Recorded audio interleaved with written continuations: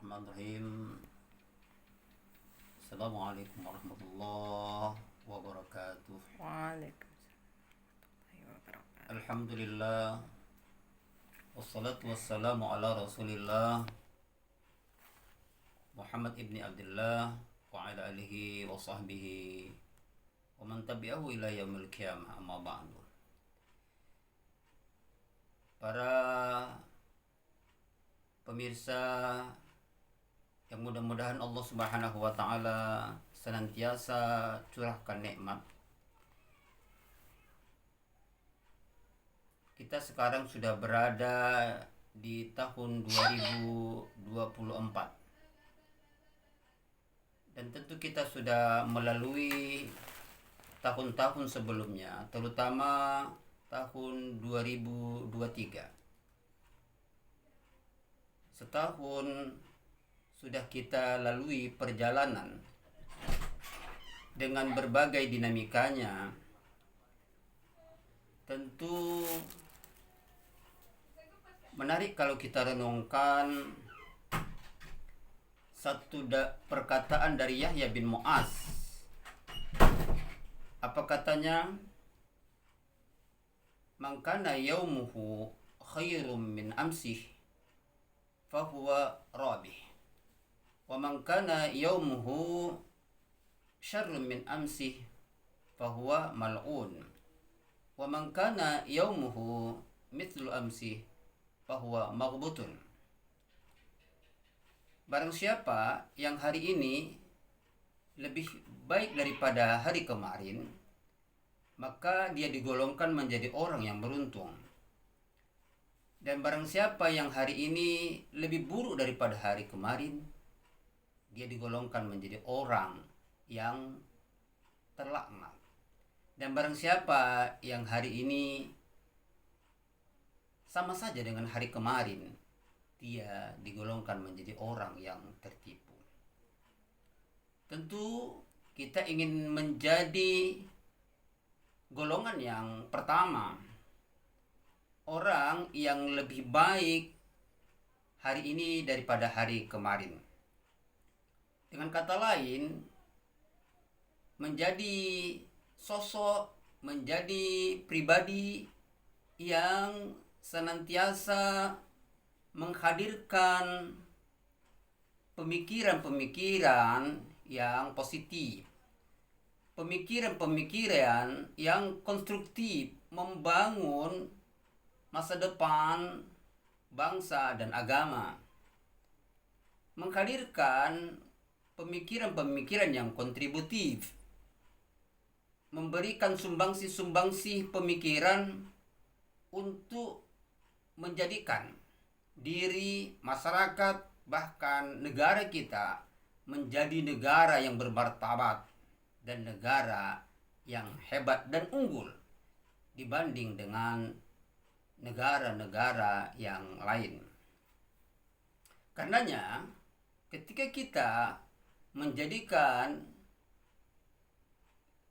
golongan atau pilihan pertama itu adalah orang-orang yang beruntung. Lalu siapa sih orang-orang yang beruntung? Adalah orang-orang yang terbaik di dalam kehidupannya. Dalam kaitannya tentang menjadi orang yang terbaik di dalam kehidupan, setidaknya kita harus memiliki panca terbaik di dalam kehidupan. Apa itu? Yang pertama, kalau kita ingin mau menjadi orang yang terbaik di dalam kehidupan, dalam diri kita pertama harus memiliki sifat ikhlas. Ulama mengajarkan kepada kita bahwa yang dikatakan ikhlas itu tasfiyatul minal amal minal khalal, yang maknanya adalah membersihkan amal kita dari apa yang mengotori amal kita itu. Apa yang mengotori amal kita itu tidak lain adalah perbuatan atau sikap riya. Riya itu adalah pamer. Dengan kata lain, bahwa keikhlasan itu menyandarkan segala amal dan perbuatan kita hanya kepada Allah Subhanahu wa Ta'ala. Apapun yang kita lakukan di dalam hidup ini, dengan berbagai aktivitas, beragam aktivitas yang kita miliki, kita harus senantiasa berorientasi dengan landasan lillahi ta'ala. Sebagai pegawai, kita niatkan lillahi ta'ala. Sebagai pedagang, kita niatkan lillahi ta'ala. Sebagai mahasiswa, kita niatkan lillahi ta'ala. Sebagai kita pengusaha, kita niatkan lillahi ta'ala. Sebagai seorang anggota legislatif, kita niatkan lillahi ta'ala. Sebagai apapun kita, orientasi amal kita harus dilandasi dengan lillahi ta'ala.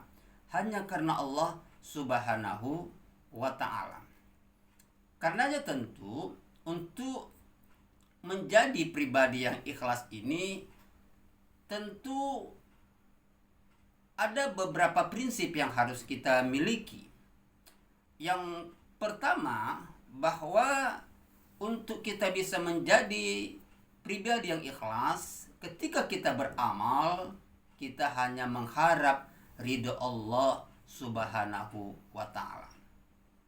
Itulah sebabnya para sufi, ulama kita, para habaib mengajarkan kepada kita, ketika kita melaksanakan ibadah sholat, khusus bagi umat Islam, sebelum berniat diajarkan untuk berzikir, Rabbi anta maksudi wa ridhoka matlubi. Tuhanku, engkaulah yang kumaksud dan ridhomu lah yang kutuju. Jadi beramal hanya mengharap ridho Allah Subhanahu wa Ta'ala.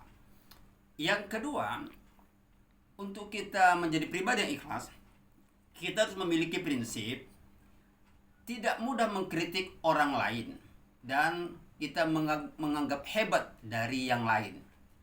Nah, dalam hidup ini tentu untuk kita menjadi pribadi yang ikhlas tidak hanya mengkritik orang lain, tapi bagaimana kita lebih banyak mengevaluasi diri kita. Mengapa? Karena orang yang ikhlas adalah orang yang bahagia, dan orang yang bahagia itu, kata Nabi, adalah tuba liman saghadahu aibuhu an uyubin nas. Orang yang bahagia itu adalah orang yang sibuk dengan kesalahannya sampai tidak ada waktu untuk mencari kesalahan orang lain. Dia lebih banyak mengkritik dirinya. Mengapa? Karena ketika kita tamsilkan, kita misalkan, kita mengkritik orang lain, kita tunjuk satu jari kita ke orang lain, tapi ada 3 jari kita mengarah kepada kita.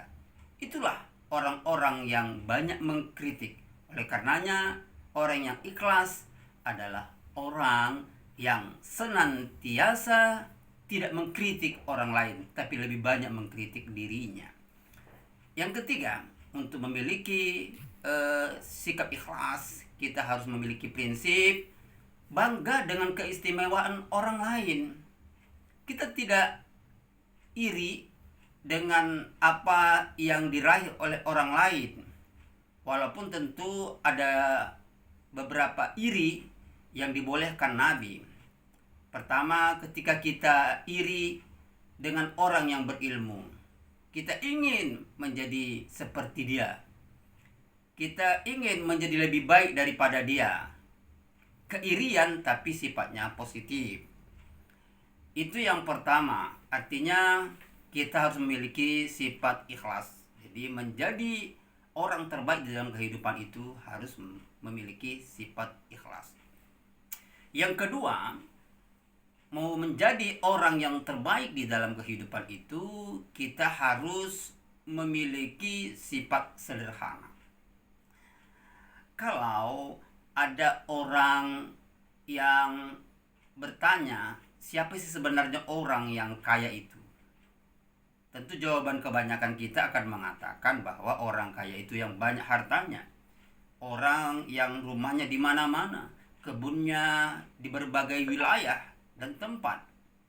Tapi hal itu ditepis oleh Nabi dalam satu hadis yang diriwayatkan oleh Bukhari Muslim, muttafaqun alaih. Nabi menyampaikan dan mengingatkan, laisal ghina an kasratil ard walakinna ghina ghinan nafsi. Bukanlah kekayaan itu karena banyak harta yang dimilikinya, harta yang berlimpah ruah yang dimilikinya, bukan. Walakinnal ghina ghinan nafsi. Tetapi kekayaan yang sebenarnya, hakikat kekayaan itu adalah kekayaan spiritual. Artinya kaya hatinya, lapang dadanya. Di dalam istilah tasawuf ini dikenal dengan kata istilah qanaah. Qanaah itu adalah merasa cukup dengan apa yang diberikan oleh Allah Subhanahu wa taala kepadanya. Dia tidak pernah mengeluh dengan apa yang diberikan oleh Allah Subhanahu wa taala. Senantiasa dilandasi dengan ucapan alhamdulillah. Bukankah pergantian tahun baru ini adalah pergantian ucapan kita? Ucapan alhamdulillah menuju bismillah. Alhamdulillah kita sudah melalui tahun 2023. Bismillah kita mulai tahun 2024. Ini menunjukkan betapa orang yang qanaah adalah orang yang merasa cukup dengan apa yang diberikan oleh Allah Subhanahu wa taala. Bahkan orang yang qanaah itu adalah orang yang memiliki mahkota kesederhanaan. Apa kata Nabi di dalam hadis yang diriwayatkan oleh Tabrani? Al-qanaatu malun la yanfaddu wa kanzun la yafna. Bahwa sikap qanaah, merasa cukup dengan apa yang diberikan oleh Allah Subhanahu wa taala itu adalah malun la yanfaddu, harta yang tidak akan pernah sirna, wa kanzun la yafna, dan perbendaharaan yang tidak akan pernah hilang dan lenyap. Begitu luar biasanya sikap sederhana